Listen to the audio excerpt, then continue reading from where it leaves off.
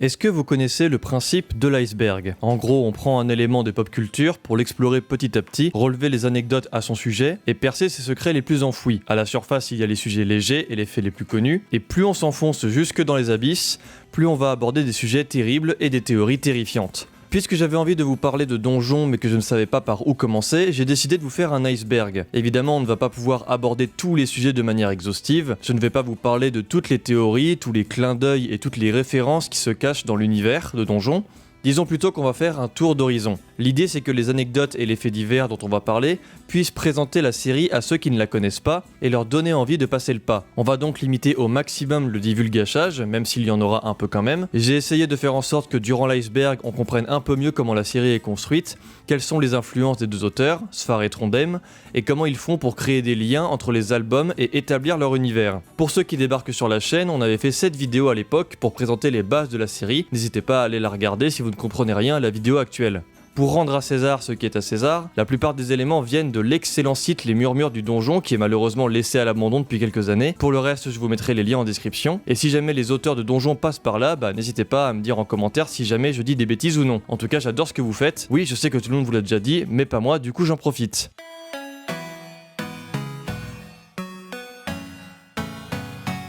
On va commencer par quelque chose dont j'ai oublié de parler dans notre première vidéo sur Donjon. Dans Donjon, il y a tellement de séries différentes qu'on peut se sentir rapidement perdu. Mais il existe une astuce pour savoir facilement à quelle série appartient un tome. En effet, tous les titres d'une même série riment entre eux. Pour Zénith par exemple, nous avons des rimes en art, Cœur de canard, Roi de la bagarre, Retour en fanfare, et ainsi de suite pour toutes les autres séries. Apparemment, ça serait une trouvaille de Trondheim, et Sfar ne s'en serait pas rendu compte tout de suite. Dans Donjon, il existe une ville habitée par des lapins xénophobes appelés Zotamoxim. Ils accueillent invariablement leurs visiteurs par la formule de politesse suivante « étranger qui pue la patate ». Sympa ? C'est pas très convivial, enfin comme accueil on fait mieux quand même. Le nom de la ville, Zotamoxim, est l'anagramme de myxomatose, un virus qui tue principalement les lapins. Mais surtout, cette cité des lapins fait référence au personnage Lapino de Lewis Trondheim. En effet, Johann Sfar a souvent accusé Lapino d'être un personnage chiant et de droite, au grand dam de son créateur. Du coup, pour rire, ils ont décidé de faire dans Donjon un village rempli de lapins racistes. D'ailleurs, dans du ramdam chez les brasseurs, on peut apercevoir un petit lapin habillé en groom, ce qui n'est pas sans rappeler Lapino et l'accélérateur atomique, un épisode de Lapino sorti quelques mois avant, dans lequel Lapino parodie un certain Spirou. De nombreux lieux de l'univers de Donjon sont inspirés des noms de Nice et de ses alentours, comme Terra Amata qui est le nom d'un site préhistorique proche de Nice, ou encore le géant Biscara du nom d'une rue de la même ville. Sfar étant originaire de cette région, ça paraît plutôt logique qu'il y ait glissé quelques références dans Donjon. L'un des personnages principaux de Donjon, Herbert le canard, ressemble trait pour trait à un ami de Lapino, Félix. Je vais juste citer Trondheim pour le coup. Ah, mais pour moi il s'agit du même personnage. Félix dans mon esprit fait des jeux de rôle de temps en temps par l'intermédiaire desquels il plonge dans l'univers de Donjon. Mais il ne faut pas dire ça à Johan ni aux fans. À la boulette. Herbert est le duc de Vaucanson, la cité des canards. Le nom vient d'un inventeur du XVIIIe siècle, Jacques Vaucanson, connu pour avoir fabriqué des automates plutôt réalistes pour l'époque, et notamment un canard qui faisait caca. On disposait des graines face à lui et par un système de rotation, le canard pouvait venir les picorer. Le principe de cet automate unique en son genre était sa capacité à ingérer puis à digérer les petits aliments qu'il venait de manger. Ça tombe bien, dans Donjon, Vaucanson est une ville fortement liée à la fabrication d'automates, savoir qui s'est malheureusement perdu avec le temps. Et si Herbert est duc, c'est tout simplement parce que c'est un canard. Duc, duck, vous l'avez ? Nous avons parlé de Zotamoxim, la ville des lapins xénophobes. Ce ne sont pas les seuls racistes notables de l'univers de Donjon. Dans le duché de Clérembar, on peut voir des chiens dominer et exploiter une race d'oiseaux, les Austruchiens. Les chiens interdisent par exemple aux Austruchiens de porter des vêtements, en plus de les avoir réduits en esclavage et de les brutaliser sans raison. Le nom de Clérembar provient du comte de Clérembar, personnage d'une pièce de théâtre de Marcel Aimé, qui raconte l'histoire d'un homme cruel tuant les animaux par pur sadisme et maltraitant sa famille par plaisir avant d'être remis dans le droit chemin par Saint François d'Assise. Je suis Saint François d'Assise. De passage sur cette terre, j'ai entendu les hurlements d'un pauvre chien à l'agonie. D'ailleurs, dans Donjon, le duché de Clérembar possède un clergé puissant qui dirige la cité, ce qui est sans doute un rappel à François d'Assise. Et bien sûr, si on enlève la syllabe du milieu, Clérembar, ça donne Clébar. L'un des anciens porteurs de l'épée du destin le plus connu s'appelle Guillaume Delacour. Son nom est inspiré de Guy Delcourt, le patron des éditions Delcourt, qui a publié notamment Donjon. Et d'ailleurs, dans Potron Minet-83, nous pouvons voir Guillaume enfant, et il porte à sa ceinture le logo de l'éditeur. Dans Donjon, Delacour est un petit filou connu pour contraindre les autres à signer des contrats tordus en jouant sur les mots. C'est d'ailleurs le seul ancien porteur de l'épée à avoir réussi à rester en vie après avoir perdu l'épée du destin. En effet, le seul moyen de pouvoir retirer l'épée du destin, normalement, c'est de se faire trancher la tête et donc de mourir. Mais je ne vous en dirai pas plus au cas où vous vouliez vous mettre à Donjon. Ce n'est d'ailleurs pas le seul éditeur à être représenté. Mourad le pirate parodie par exemple le directeur d'édition de Soleil. Vous pouvez le voir notamment par le symbole sur son chapeau et par le fait que son île s'appelle Leilos, soit l'anagramme de Soleil. Comme on peut le voir, la série est grandement influencée par des éléments extérieurs, comme des blagues entre les auteurs ou des références à leur culture générale. Il est par contre impossible de déterminer par nous-mêmes si ce sont ces références qui influencent la bande dessinée, ou si c'est la bande dessinée qui mobilise ces références. Par exemple, pour Clérambar, on ne sait pas si c'est la connaissance de la pièce de théâtre qui a influencé le choix de créer une ville où les chiens dominent les oiseaux, ou si c'est le choix de créer cette ville qui a entraîné le nom de Clérambar. Ça c'est une bonne question. Pareil pour Delacour, on ne sait pas si c'est la référence à l'éditeur qui a entraîné le fait que le personnage soit un professionnel des contrats, ou si au contraire c'est le fait d'avoir besoin d'un personnage qui maîtrise le droit qui a entraîné la référence à l'éditeur de Delcourt. Il y a sans doute un peu des deux. Entrons donc un peu plus en profondeur dans l'univers de Donjon pour voir ce qui se cache sous la surface.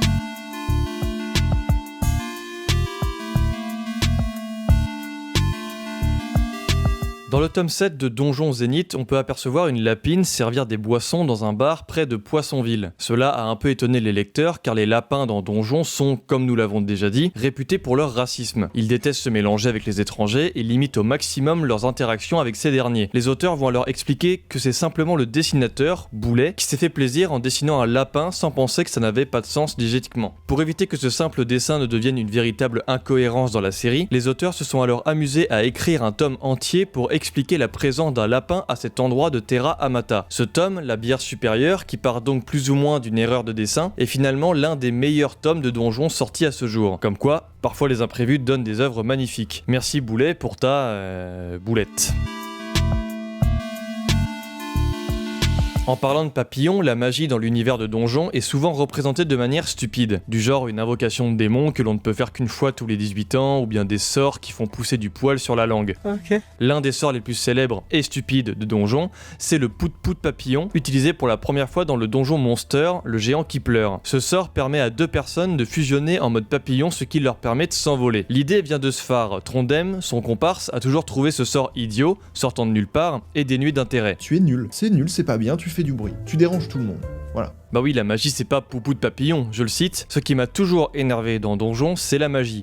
Grâce à la magie, on peut faire tout et n'importe quoi. Des sortilèges comme le poupou de papillon inventé par Lohan, pour moi c'est un vrai drame, ça ne veut rien dire. Il va donc exiger de Sfar une explication logique à ce sort. Ne t'inquiète pas, ça va bien se passer. Et ce n'est qu'une dizaine d'années plus tard que sortira le donjon Monster appelé Poupou de Papillonneur, dans lequel nous allons enfin connaître l'origine de ce sort. Et tout comme pour la bière supérieure, il s'agit sans conteste de l'un des meilleurs tomes de Donjon jamais sortis à ce jour. Sans déconner, Sfar et Trondheim transforment la connerie en or, c'est incroyable. Dans le tout premier tome de Donjon, on apprend que le gardien avait une amoureuse nommée Alexandra. Alexandrie.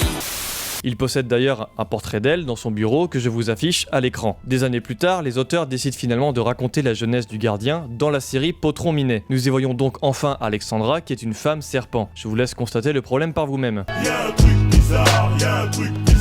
Les auteurs donneront l'explication plusieurs années plus tard dans le Donjon Monster numéro 7 où l'on verra un peintre inventer un nouveau type de peinture qui est le pendant inverse de l'animalier utilisé par les deux auteurs. Ingénieux, non ? Le premier porteur de l'épée du destin que nous rencontrons dans Donjon s'appelle Ababakar Octopus. De son nom complet, Ababakar Octopus, prince sans principauté qui foule de sa sandale le tombeau des rois. Or, si vous regardez bien, il ne porte pas des sandales mais des bottes. Ah ! Ça la fout mal. À la boulette. L'explication sera donnée plus tard dans le Donjon Monster Jean-Jean la Terreur. En fait, si Ababakar ne porte pas de sandales, c'est tout simplement parce qu'il porte les bottes du destin, ce qui est quand même plus classe. Désolé pour le spoil. En plus de l'influence de la culture générale, Donjon est donc aussi en grande partie influencé par les aléas de la conception. L'erreur d'un dessinateur peut entraîner la création d'une justification, comme on peut le voir avec la lapine ou le fait que Ababakar ne possède pas de sandales. Comme le dit Trondheim dans son entretien avec Gorenstein, nous n'avons jamais établi de bible de l'univers, souvent nous avions oublié qui était tel personnage, quel était son pouvoir, où était situé tel lieu. Donjon est une série qui se corrige petit à petit, et si les erreurs créent parfois des mystères, leurs corrections peuvent tout autant entraîner des résolutions improbables que d'excellents albums. C'est l'un des points forts de Donjon. Chaque élément apporté par les auteurs ou les dessinateurs, qu'ils soient volontaires ou non, peuvent donner lieu à des nouveaux albums élargissant d'autant plus l'univers de la série. Partons maintenant explorer les profondeurs et les liens qui existent entre les différents albums de la série.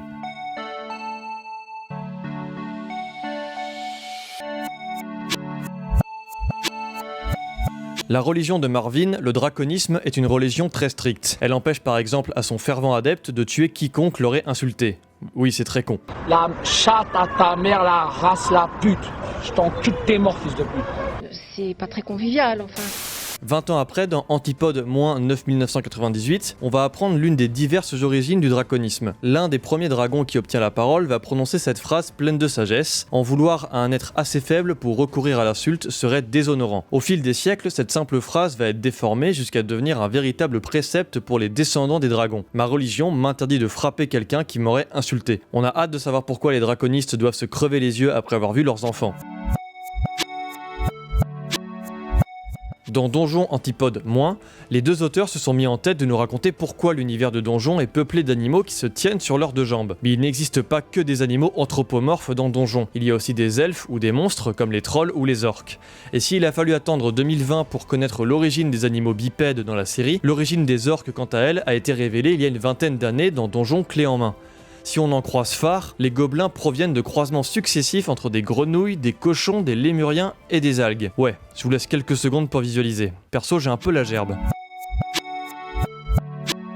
Nous y reviendrons plus tard, mais de nombreuses races se font régulièrement défoncer la tronche au fil des albums. Les cochons, les magiciens, les olfes, les lapins, les aquabonistes et bien d'autres. Mais il y a aussi plein de personnages principaux qui meurent, puisqu'ils disparaissent d'une époque à l'autre, sans que l'on sache autant comment ils sont morts. C'est par exemple le cas de Zongo, un personnage récurrent des époques Potrominé et Zénith, qui est annoncé comme étant mort à l'époque de Crépuscule, ou bien Alexandra, la fameuse amoureuse du gardien. On ne sait pas encore de quoi ces personnages sont morts, mais nul doute qu'on finira par l'apprendre un jour et que cela ne nous fera pas très plaisir. Parmi les personnages dont les morts ont finalement été expliqués au moins partiellement dans les derniers albums, on peut retrouver le gardien et la mère de Marvin. Comme quoi, tout vient à point à qui c'est attendre. Et Dieu sait que dans Donjon, il faut être patient pour obtenir des réponses.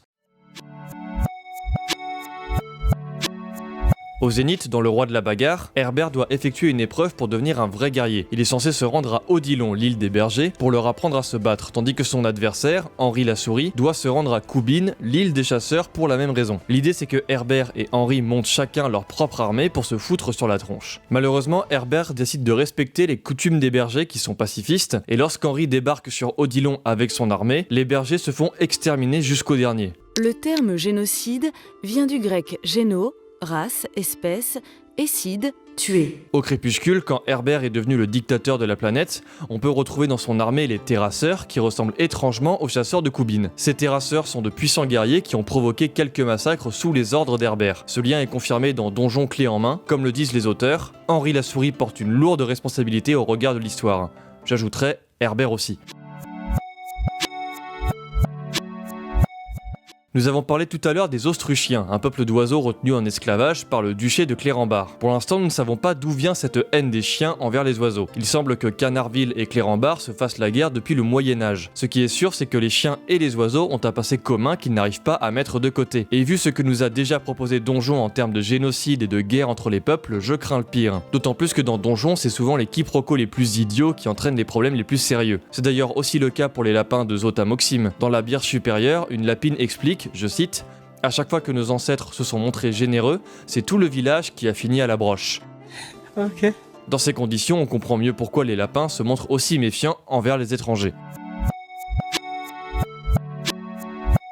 En parlant d'extermination des peuples, c'est un sujet récurrent dans l'univers de Donjon. Une de mes villes préférées, c'est Cochonville, la ville des magiciens. Contrairement à ce que son nom pourrait laisser penser, aucun cochon n'habite à Cochonville. Dans Sortilège et Avatar, Alcibiade nous en explique la raison. Quand les magiciens se sont installés ici, ils ont acheté leurs terres aux cochons qui se sont retrouvés à cultiver en périphérie. Bon, c'est un mensonge. Menteur, pharisien. En réalité, la création de Cochonville est bien plus sombre que ça. Dans Potrominet, un groupe de magiciens décide de lancer la révolution magique, une révolution qui va leur permettre de s'emparer de la capitale de la région, Antipolis. Sans vous en dire trop en gros, le chef des magiciens va faire en sorte de coucher avec une bonne partie des femmes de la ville pour que chacune d'entre elles ait un enfant de lui, enfant qu'il pourra contrôler facilement grâce à la magie pour qu'ils aillent tuer leur famille d'adoption, notamment les notaires et des magistrats, laissant alors le champ libre aux magiciens pour les remplacer dans les sphères de pouvoir. Heureusement, la révolution va échouer et les magiciens seront bannis de la ville. Ils iront donc s'installer aux grandes dames des cochons aux abords de Cochonville. Les cochons ne voient pas d'un bon œil l'arrivée de tous ces étrangers dans leur région qui viennent pour leur voler leurs terres. Ils sont dans les campagnes, dans les villes. Dans Poupou de Papillonneur, les auteurs vont nous révéler que les magiciens, qui sont aussi racistes envers les cochons que les cochons le sont envers les magiciens, vont se rendre à la véritable Cochonville pour tous les exterminer et brûler la ville. Après ces événements, c'est le campement des magiciens qui va prendre le nom de Cochonville et il ne survivra que de rares cochons paysans absents de la ville au moment du massacre. A noter d'ailleurs que le gardien va avoir son rôle à jouer puisqu'il sera celui qui va réhabiliter les magiciens dans l'opinion publique. Alcibiade étant déjà là à Potrominet, il connaît forcément la véritable histoire de Cochonville et a donc menti à Isis quand elle lui demande pourquoi il n'y a pas de cochons à Cochonville. Quoique n'étant pas sur place au moment du massacre, on lui a peut-être raconté une version édulcorée des événements. Et pour finir notre exploration de l'univers de Donjon, parlons de l'un des événements les plus tragiques de la saga. Il s'agit du massacre de Marvin envers les lapins. Ouais, vraiment, il n'y a aucun personnage dans Donjon qui arrive à rester pur d'un bout à l'autre de la série. Dans le tout premier tome de Donjon, Marvin se fait insulter par les lapins de Zotamoxime. Il jure alors de revenir dans 20 ans pour brûler la ville et tuer leurs enfants. Il rigole pas le lézard. Et beaucoup plus tard, dans le premier tome de Crépuscule, Marvin, devenu le roi poussière entre-temps, fait la rencontre d'un jeune lapin rouge qui dit s'appeler Marvin. Je cite, « Je suis né rouge ». Et quand un lapin naît rouge, on le nomme Marvin en mémoire du Marvin qui a détruit Zotamoxime. Puis on le bannit car il porte malheur. Cela signifie donc que Marvin est bel et bien retourné à Zotamoxime 20 ans après s'être fait insulter pour faire ce qu'il avait dit et qu'il ferait. C'est pas super héroïque ça, monsieur le lézard. Par contre, on ne connaît pas encore le rapport entre Marvin et la couleur rouge des lapins bannis de la cité. Dans les profondeurs, nous pouvons voir que l'une des forces de Donjon, c'est de laisser des éléments en suspens. Les auteurs créent des événements et des faits au fil de leur inspiration qu'ils finiront tôt ou tard par relier au lore de la série. La religion de Marvin par exemple, qui part d'une simple blague, celle de créer une religion loufoque, finit par devenir un des piliers de la série, pilier qui trouvera une origine a posteriori quand les auteurs auront décidé d'exploiter cet élément de manière différente. En réalité, les deux auteurs se créent des portes de sortie, des possibilités, qu'ils décideront ensuite de réutiliser ou non. Dans Donjon, n'importe quel élément aussi anodin soit-il, est capable de provoquer du remous dans le futur, ou de trouver une explication plus ou moins farfelue dans le passé. Tout est laissé au hasard, et c'est ça qui est génial, car ce hasard va permettre aux auteurs de rebondir d'un tome à l'autre sur les éléments laissés en suspens. Une fois encore, je vais citer Trondheim. J'introduis souvent dans mes albums des éléments qui pourront peut-être me servir par la suite, qui m'ouvrent des possibilités, sans vraiment savoir si j'en ferai quelque chose.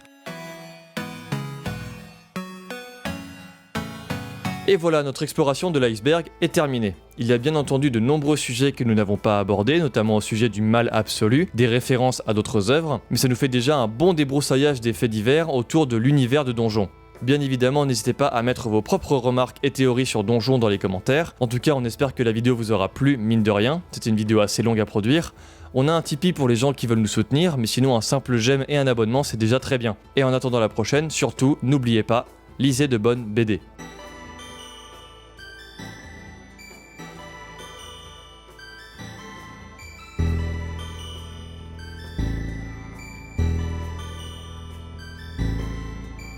Abonné.